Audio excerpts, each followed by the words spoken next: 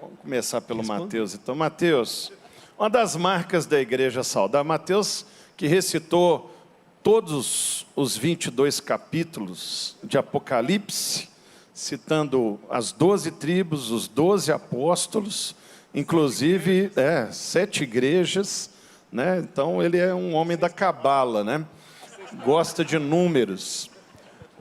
A igreja saudável, uma das marcas da igreja saudável é que ela não separa a família. Mas como é que fica a igreja hoje? Na hora do culto, a criança vai para uma sala, o adolescente vai para outra sala, o pai vai para outra sala, homens, mulheres. Como fazer para juntar a família enquanto igreja? Som. Então, biblicamente falando, por exemplo, se você for olhar o livro de Atos dos Apóstolos e as cartas paulinas, você não vê essa separação. No primeiro século, biblicamente falando, e dentro das Sagradas Escrituras, você vê um momento de reunião com todos juntos para glorificar a Deus e ouvir a palavra. Mas eu não sou aquele extremo radical de alguns ultra-ortodoxos dos nossos dias que acham que é errado tirar as crianças do momento de culto público com os adultos para eles terem o momento deles lá. Eu não acho que isso seja errado, que fere as Sagradas Escrituras, apesar de estar um debate muito grande na internet hoje sobre isso. Alguns dizendo que é errado, não acho que é errado.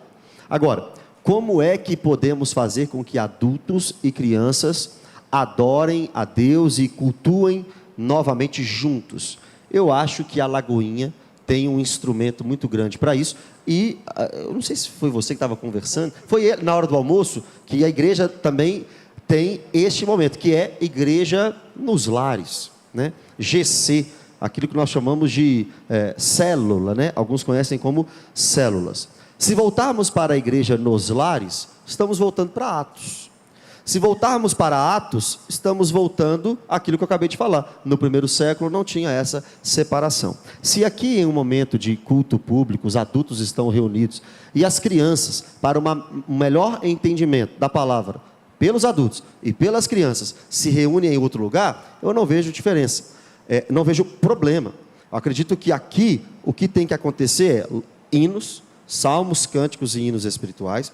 Aqui tem que ter ordem e decência. Aqui tem que ter pregação da palavra. Se dois começarem a falar em línguas, se cala e haja interpretação. Os 2 profetas tem que ter também um de cada vez. 1 Coríntios 14. Lá na salinha das crianças, a mesma coisa. Então, respondendo a sua pergunta, igreja em casas, células, reuniões familiares, com a criança lá, aí sim, não tire a criança lá da sala, não tire a criança daquele momento, deixe os cultos familiares voltarem às casas, ore com os seus filhos e etc, e etc. Eu posso... Ei, aí, estão me ouvindo? Quer complementar? Fica à vontade. Dá licença? Eu acho que a problemática não está em torno de um dia separar a família, mas é de quando a família está no lar e não tem culto caseiro. Então, dificilmente a pessoa se desvia por causa de um dia que ela separou do pai e da mãe. Ela vai se desviar por nunca ver o pai e a mãe orar, por nunca ver o pai e a mãe ler a Bíblia. Então, eu lembro minha esposa, eu falei aqui até de manhã, que ela é tataraneta, bisneta, tudo pastor, a linhagem do pai. Ela, filha de pastor, casou com pastor, tinha um cachorro que era pastor alemão. E aí minha esposa, pela graça de Deus, ela e os meus cunhados são todos crentes, nunca se desviaram. Meu sogro sempre foi muito zeloso no cuidado com eles em relação ao evangelho. E ela fala que assim, Léo, eu acordava de manhã, eu abria a porta do meu quarto quando era criança, a primeira coisa que eu via era meu pai sentado na mesa lendo a Bíblia. Eu falei, cara, é isso que eu quero que o meu filho lembre de mim. Um homem que todos os dias se deleitava nas Escrituras. Então, nesse aspecto, o culto caseiro, além da reunião como célula, DNA, que é no caso que a gente chama, é o culto familiar. É você, marido, assumir a função pastoral da sua casa, de cuidar da sua família. Agora, se você não lê a Bíblia, não se preocupe, seu filho também não vai ler. Se seu filho não te ver orar, não se preocupe, seu filho, ele também não vai orar. Então, sabe, tem a orientação de Mateus capítulo 6, Jesus falando, olha, entrar no seu quarto, fecha a porta em hora secreta. Mas, quando nós estamos num ambiente de casa, de intimidade, eu recomendaria a você, pai e mãe, orar com a porta aberta, para que tenha uma finalidade pedagógica. Seu filho te veja ajoelhado no chão. seu filho estiver chorando e ele chega, o que aconteceu, papai? A bondade de Cristo nos alcançou, filho. Então, nesse aspecto, dificilmente nós vamos perder uma criança por causa de um domingo que ela separou, sendo que ela está unida no lar dentro da nossa reunião caseira. Então, acho que é um aprofundamento da dinâmica do que é a igreja de fato. Não, eu puder complementar também, porque esse assunto é fantástico. Atos 2,42 fala, perseverava na doutrina, né, de casa. Duas observações importantes, no templo e de casa em casa. Então, tinha as duas igrejas, né, sendo igreja no templo e de casa em casa, que é o culto doméstico. Né? Isso, você ser o exemplo dentro de casa, eu acho fantástico, porque você cultua a Deus. Na verdade, existe a ordenança do Senhor na comunhão. Né? Salmo 133 fala, né, que ali o Senhor ordena a bênção. Né? Então, existe culto no relacionamento, na comunhão, também dentro de casa. E no templo, aqui na igreja particularmente, até eu trouxe uma ideia da gente trazer as crianças, os adolescentes, até uma coisa recente que a gente fazia, a gente quer voltar. No dia da ceia, as crianças cultuarem juntos aqui, né?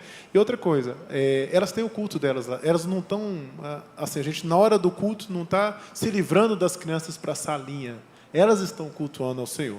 Se a gente puder, até quero passar um dia aqui no culto, o que a gente... Ô, pastor, enquanto você não derrubar aquela garrafa, você não vai ficar feliz. O vídeo do que tem acontecido na sala das crianças. Meu Deus do céu. As imagens são O mover fortes. sobrenatural do Senhor. Eles vão começar a interceder pelos professores.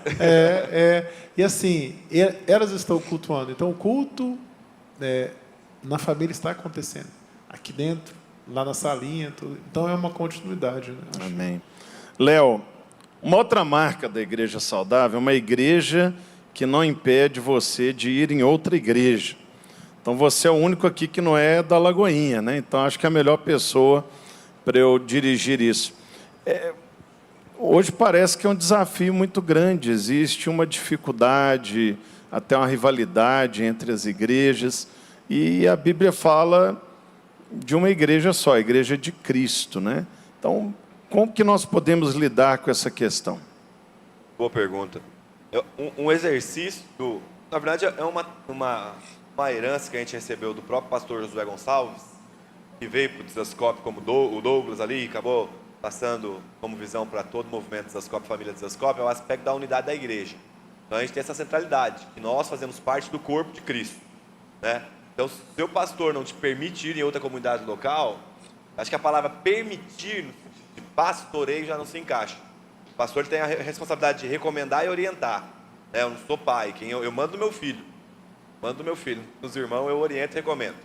Agora sim, eu creio que a igreja precisa ter essa pluralidade de expressão, e é até bom que você veja outras comunidades locais, a expressão do Cristo de outras formas e coisas do tipo, mas você precisa estar compromissado com uma igreja local.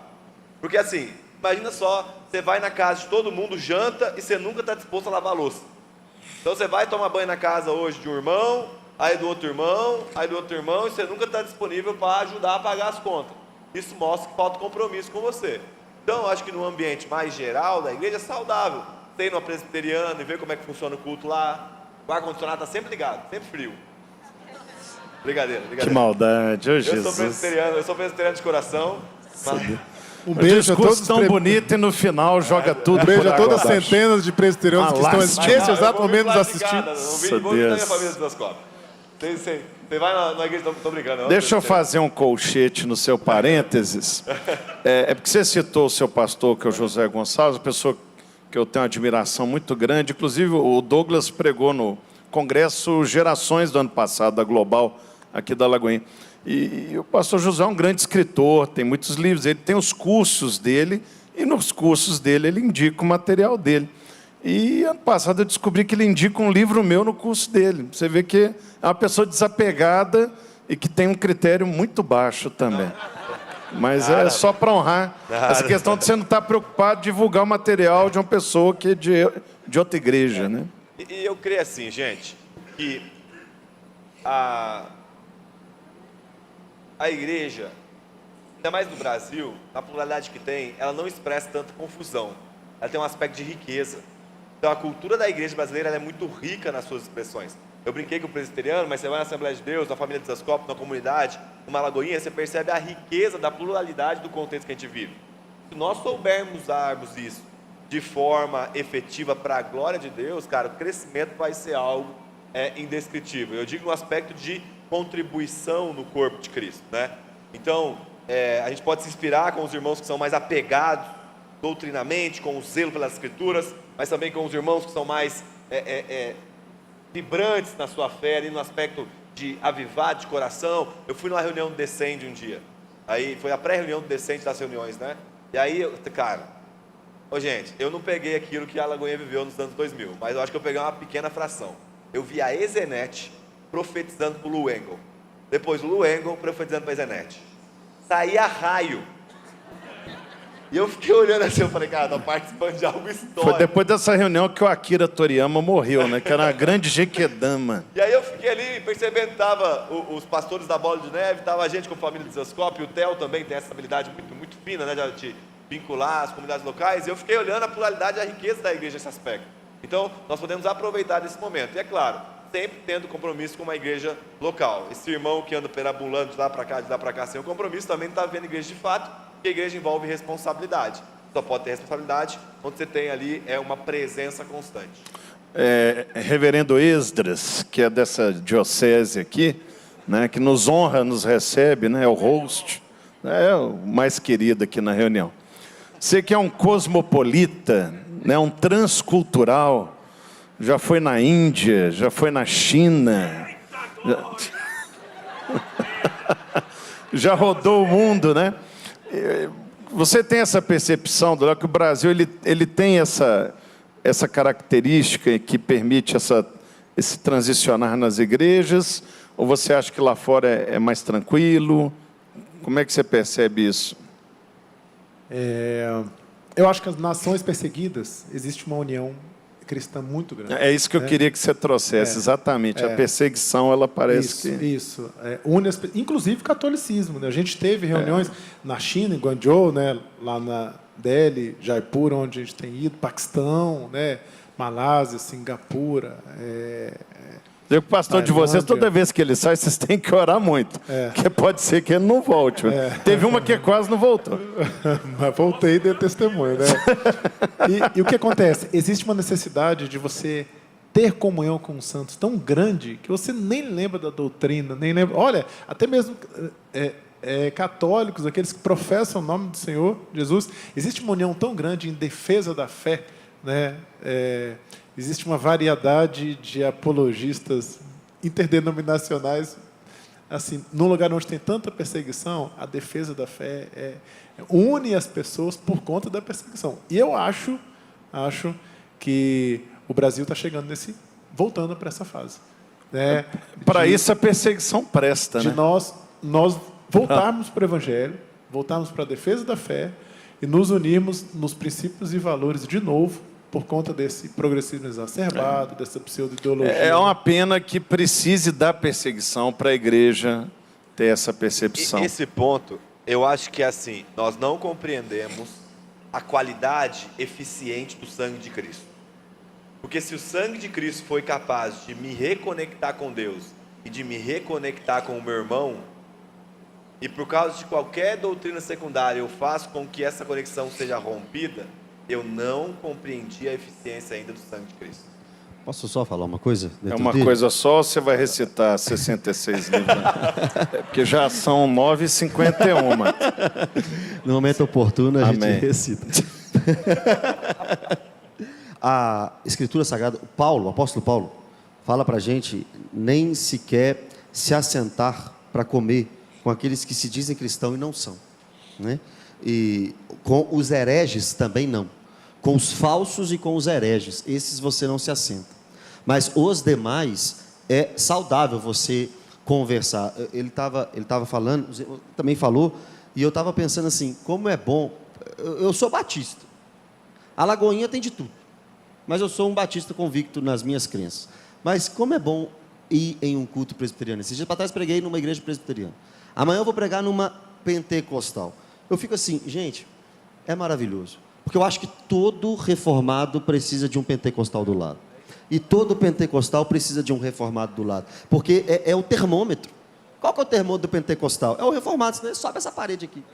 Qual que é o termômetro do reformado? É o pentecostal, senão nem entra aqui, ele entra. Você está entendendo? A minha esposa, gente, veio da adoração extravagante, pó de ouro, tudo isso. E aí, lá em casa, você vê dois extremos. Você vê um presbiteriano que está brincando, mas a minha teologia é muito mais próxima presbiteriana. Uma mulher que só falta girar assim, ó. Já fazer uma oração pelo almoço. Ela começa a checar lá, é só pelo alimento. É para esquentar a comida. Não, exato. Aí eu fico imaginando meu filho crescendo nesse ambiente. Só que ao mesmo tempo, se ele souber aproveitar... Ele deve girar com a Bíblia na mão. Exato. Cantando, isso é maravilhoso. Mas é essa a questão. Sabe? Leitura dinâmica, né? Glória a Deus. Antes que o Mateus encontre um versículo ali, deixa eu passar aqui para a pauta. Vamos lá. Esdras. A igreja saudável não põe o trabalho acima do cuidado. Nós queremos fazer tanta coisa, nós temos tanta coisa para fazer, mas ao mesmo tempo nós temos que ser grandes para servir e pequenos para se importar. Esse é o propósito da igreja da Lagoinha Global. Como conseguir realizar isso? Ser grande para servir, pequeno para se importar. Quer dizer, não botar o trabalho à frente do cuidado.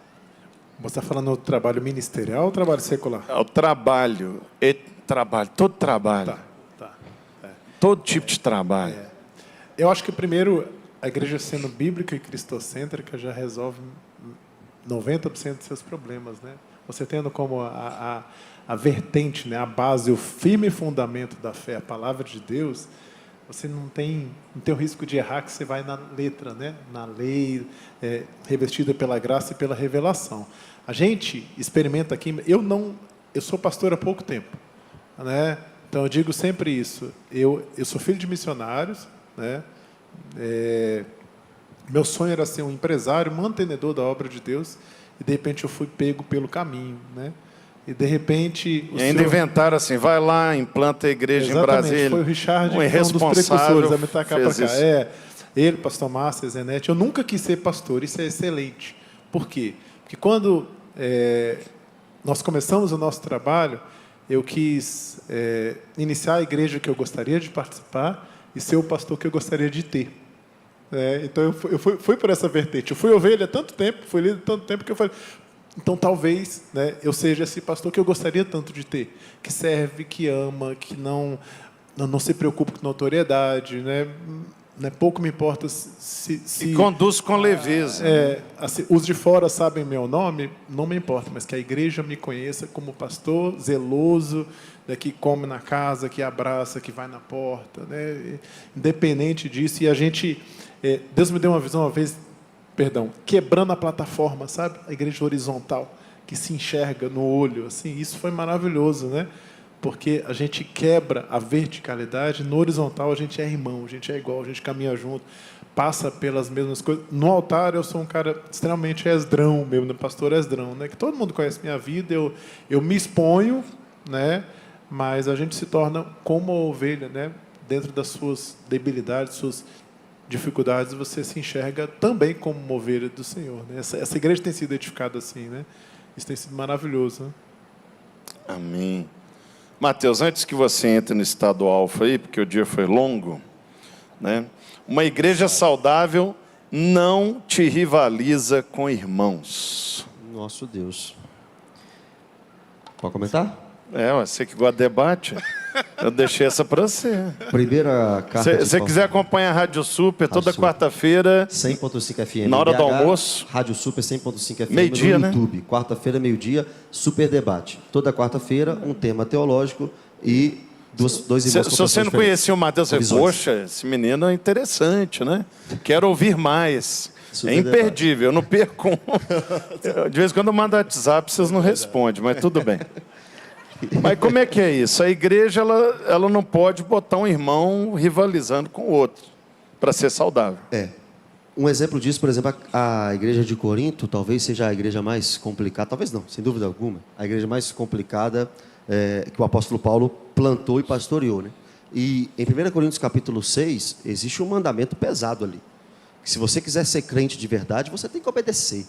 O apóstolo Paulo disse que quando tem um problema, Como é que você pega 2 irmãos da igreja com um problema e leva para os de fora resolver? Não pode. Não tem um sábio dentro da igreja para resolver o problema, não. Não é para levar o irmãozinho na justiça. Não pode levar o irmãozinho na justiça. Paulo proíbe isso. Em Mateus capítulo 18, Jesus diz: tem um problema com o irmão? Vai lá e resolve. Não resolveu? Chama 2 testemunhas. Não resolveu? Leva para a igreja inteira. O que eu estou querendo dizer com tudo isso? Aqui é o lugar para lavarmos a roupa suja. É claro que nem todo mundo vai ser melhor amigo de todo mundo nesse lugar aqui, mas nós somos irmãos em Cristo. Quando você entra em disputa com alguém, você acabou de ser como Satanás, que quis ser semelhante ao Altíssimo. Quando você quer o lugar do outro, você não entendeu a sua missão dentro do corpo. Por que é que você vai querer o lugar do irmão, sendo que Deus é um Deus soberano e conduz os dons, entrega os dons como lhe apraz? Se fosse para você ser o pastor Esdras, no lugar do pastor Esdras, você estaria. Mas não era para você. Olha para você ver, o pastor está aqui, ele é o pastor da igreja. Ah, eu quero ser o líder de louvor. Era para eu ser o líder de louvor. Não era não, se fosse, você estaria lá. Deus sabe de todas as coisas. Ah, eu que seria o líder da EBD, eu sei muito mais do que o pastor Tiago. Não era para ser não, senão você estaria lá. Quando você não entende isso, você é um soberbo, vaidoso, prepotente, egoísta. Você está em pecado. Você precisa se arrepender dos seus pecados. Se você entende a sua posição em Cristo, você não quer o lugar do outro, então você não vai rivalizar. Se você entende sua posição em Cristo, mais uma vez, como Jesus diz, senta no último lugar. Você não procura os primeiros lugares, não tem nada a ver com isso aqui não, com lugar de igreja não, estou falando de banquete. Um banquete, senta no primeiro lugar não, porque em primeiro lugar é lugar de honra. Você quer o lugar da honra, você quer o lugar de ser visto, você quer o lugar perto do anfitrião. Tudo isso se chama pecado. Pecado baseado na soberba da vida. 1 João capítulo 2. Então, quando está cheio de briga na igreja, qual que é o problema? Às vezes não é o pastor não. Às vezes é o pastor, mas às vezes não é o pastor. Às vezes é uma falta de realmente busca por santidade. Se o irmão não está em comunhão, não está em unidade, até na ceia, examine o homem a si mesmo, porque não pode comer da ceia sem discernir o corpo do Senhor. A origem de tudo é o pecado, as mazelas do nosso coração. Como que a igreja trata isso? A igreja trata segundo Mateus 18. Chama os 2 para resolver. Chama 2 testemunhas. Leva para a igreja inteira. Aí, se não resolver, nós temos uma doutrina bíblica pouco ousada, mas que é bíblica. Ó, para você ver. Excomungar. Excomungar. Pode considerar gentil e publicano. Aí tem aquele texto que todo mundo interpreta errado. O que ligados na terra será ligado no céu. O que desligados na terra será desligado no céu. Não resolveu? É para cortar. Entrega para Satanás. Paulo entregou. 1 Coríntios 5. Eu acho que eu fui muito radical. Pede alguém aí para ser mais leve. O povo gosta de ver o parquinho pegar fogo. Treta de irmãos da engajamento na Choquei Gospel, que é o Fuxico Gospel. Léo, a igreja saudável não faz do pastor o seu pai. Bom. Hã? Jogou para a pessoa certa. E é isso aí. Bom, a gente tem esse aspecto de que nós... O discipulado a partir da família Citoscópio, eu respondo essa pergunta de forma mais ampla, ele parte do princípio de que ele é mútuo. Então, tanto discipulo quanto sou discipulado por aqueles que caminham junto a mim. Então, nesse quesito, parte da maturidade do Douglas depende da minha contribuição na vida dele. Então, eu também sou responsável pelo Douglas. Então, Paulo vai falar também, Pedro vai falar, perdão, o autor de Hebreus vai falar, gente, acerca do leite que é disponível àqueles que são imaturos na fé. Então, lá em casa tem 2 homens, eu e meu filho. Meu filho, ele acorda de madrugada, gente, de forma gritante, esgoelando, gritando, a gargantinha do bichinho é forte, viu? Vai ser ministro de louvor, tenho certeza.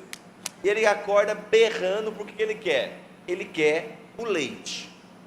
Ele precisa que o leite chegue na boca dele. E aí, esse tipo de menino, esse tipo de homem, por ser imaturo, ele começa a gritar, até que alguém responsável venha e o alimente. Aí lá em casa tem um outro homem, que sou eu. O Theo, na sua imaturidade, não sabe se eu tenho leite no armário, se eu roubo leite, se eu tenho uma vaca lá em casa. Ele precisa que a mamadeira chegue na boca dele. Agora, do meu lado, eu diante do imaturo, eu sou responsável em fazer com que ele seja alimentado até que ele ganhe maturidade o bastante a fim de alimentar a outro. Então, nesse sentido, o paternalismo na igreja, ela fere o princípio do desenvolvimento do próprio irmão. Quando eu adoto meu pastor num sentido de paternalismo, ou ele me adota no sentido de uma filiação distorcida, está corrompendo o princípio da maturidade. Porque, escuta, gente, meu sucesso não é ter um bom filho. Se daqui 20 anos, 25 anos, o Theo estiver em casa pedindo leite para mim ainda, isso mostra que ele foi um bom filho. Está dependendo do pai até grande. Só que o problema disso tudo é que eu não formei ele para me substituir. Então o desafio de um bom pai é formar um próximo bom pai. Então o que meu pai falava para mim quando eu era mais novo? Faz isso. Ah, mas eu não quero. Eu falava, então, isso faz parte do seu processo de amadurecimento. Então nós podemos até exercer uma função de paternidade sobre os imaturos da casa, desde que seja uma pequena etapa da sua caminhada cristã, visando que um dia você assumirá a responsabilidade de outro, e de outro, e de outro. Gente, eu comecei a viajar com o Douglas para ministrar, eu acompanhava ele, mais ou menos uns 5, 6 anos que eu já viajo com o Douglas. Aí eu lembro que uma vez eu fui numa igreja a primeira vez, e aí estava nós dois no flyer. Ele ia pregar e eu ia pregar também. E aí aquilo ali para ele foi muito marcante, para mim, assim, eu tremia, que eu ficava falando, cara, vou pregar, o que eu vou falar para esse pessoal que vai ouvir o Douglas antes de mim? Mas essa foi a questão. Ele me levou ao lado dele para quê? Para eu ficar vendendo um livro, para eu ficar vendo quão bom ele era? Não. Estava formando alguém que um dia assumiria a responsabilidade dele. Logicamente, o caminho é muito longo para mim ainda, mas eu estou caminhando nesse passo de um homem que assumiu até uma certa responsabilidade de pai sobre mim, mas não para ficar mimando ou me mantendo no estado de maturidade, mas levando também a um estado de maturidade a fim de que eu possa substituí-lo. Então meu sonho é que daqui 20 anos, 30 anos, ao invés do Theo estar chorando na cama esperando leite, o Theo seja o pai deitado na cama que vai levantar para cuidar do seu filho. Essa é a função da paternidade, criar alguém que vai substituí-lo. Nesse quesito até no aspecto pastoral. Então meu sonho, gente, mas eu sonho nisso de forma absurda, quando eu vou ter alguém maduro que vai assumir minha posição na igreja local. Mas como que eu sonho com isso? Porque eu estou livre para fazer outras coisas. Eu estou livre para cumprir a outra parte que Deus me responsabilizou. Porque quando a gente fica nesse choque de poder, de tipo, não, vai tomar meu lugar, significa que você não compreendeu o que de fato é ser um pai, ou então você tem uma mentalidade de pai doentia. Em suma, a responsabilidade do seu pastor na sua vida é te formar um crente maduro a ponto de você não depender mais dele, mas que pessoas possam depender de você. Excelente, muito bom. Esdras, a igreja saudável não controla os relacionamentos, não controla os seus relacionamentos. Não controla os meus relacionamentos como pastor. Isso. Pessoais, interpessoais. Isso, interpessoais. Isso aí. A igreja, ela tem limites, né, de relacionamento. Engraçado que nós aprendemos, a gente veio de um berço, né, que nós aprendemos que os nossos melhores amigos tinham que ser nossos discípulos, né? E passou um tempo eu descobri que isso não tinha nada a ver uma coisa com a outra. Muito pelo contrário, né? É muito difícil um discípulo, um filho na fé, ser seu amigo pessoal, porque você não tem a liberdade de abrir o coração, né? Enfim, né? de se expor um pouco, né? E uma igreja saudável, ela entende que o pastor tem amigos que não são as ovelhas, né? Assim, ela entende que ela pode ir até um certo ponto na intimidade, né? Que ela não vai para a casa do pastor, assim, a ovelha não vai para a casa do pastor dormir, fica lá, pastor, posso dormir na sua casa? Eu sou de uma geração completamente diferente, né, da minha infância, né, que misturava família, pastorei, porque nós, né, éramos filhos, né, Júnior, Heber, éramos filhos de pastores, missionários, né, que existia uma confusão entre a nossa família, era a igreja, né, mas a família de Cristo, né, o corpo de Cristo como igreja, a família, mas entrava muito na relação interpessoal nossa. E uma igreja saudável é aquela que entende que eu posso postar nas redes sociais um jantar com os meus amigos, em família, né, eu, Gabi, os meus filhos, os meus irmãos e os meus amigos que nem da igreja são. A gente tem uma turminha que anda junto há 20, 30 anos, a gente viaja e tudo, e não tem aquela ciumeira, poxa, pastor, você viajou com a ovelha de outra igreja, pô, meu amigo há 20 anos. Né? E a gente aprendeu, eu e a Gabi, a chamar para o nosso círculo íntimo, a gente não tinha esse hábito, chamar para o nosso íntimo dentro da igreja, de intimidade dentro da igreja, pessoas que muitas vezes não exercem ofício, não é tão relevante porque isso não tem nível de relevância, né? Mas ofícios que não apareçam tanto dentro da igreja, e está tudo bem, entendeu? Eu posso convidar muito... assim para um evento, a gente vai fazer um jantar, eu chamo os meus amigos para estar junto. O pastor André faz muito isso. Daí tinha uma ciumeira, eu falei, gente, é um absurdo. Ele precisa chamar os regionais, os bispos, os querubispos, os arcebispos, né? E qual que é o problema dele chamar o melhor amigo de infância dele, que é da igreja, que não tem talvez nenhum cargo para estar num jantar, né? Entre todos aqueles que têm representatividade na igreja? Nenhum, e zero problema. E eu acho isso saudável. A gente tem aprendido isso nessa nova geração, né, da Lagoinha. Não que a outra é invalidada por conta disso, mas eu tenho aprendido que é possível, né, eu ter amigos que não têm certa, assim, entre aspas, relevância dentro da igreja. Associação. Muito bem, queridos. A igreja saudável aconselha, cuida, semeia, investe, acolhe, cria espaços, abre espaços e oportunidades. E ainda assim, ela jamais vai substituir o Espírito Santo e a palavra de Deus na sua vida. Mateus, Léo, Esas, muito obrigado. Dá uma salva de palmas para os nossos queridos.